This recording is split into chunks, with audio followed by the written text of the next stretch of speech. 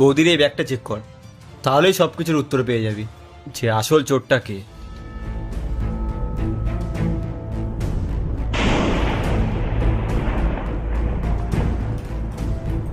টাকা? তার মানে এতগুলো টাকা তুমি চুরি করেছিলে পায়েল? তুমি তোমার নিজের স্বামীর কাছ থেকে টাকা চুরি করলে, আর তুমি এতক্ষণ ধরে আমার ভাইয়ের নামে দোষ দিচ্ছিলে? এরপর কি হলো সেইটা দেখার আগে এই দুইটা ছবির ভিতর থেকে যে কোনো একটা ছবিকে ভালোবেসে থাকলে ভিডিওতে লাইক করে চ্যানেলটি সাবস্ক্রাইব করে দাও। আর যদি না করো তাহলে আমি বুঝবো তোমরা ছবি দুইটাকে ভালোবাসো না। আর কমেন্টে লিখে দাও আমিন। রাহুল আমি চুপ করো পায়েল। কিসের ভাব রেখেছিলাম আমি তোমার? আরে তুমি আমার কাছে যখন যেটা চাইছো আমি আমার নিজের সামর্থ্যের বাইরে গিয়ে তোমাকে সেগুলো এনে দিয়েছি, তারপরেও তোমার টাকা চুরি করার প্রয়োজন হলো? রাহুল বিশ্বাস করো, আমি জানি না এই টাকাগুলো কি করে আমার ব্যাগে এলো। আমি কেন তোমার টাকা চুরি করতে যাব? আরে এই টাকাগুলো তো আমি... থেমে গেলে কেন বলো, এগুলো কি পায়েল?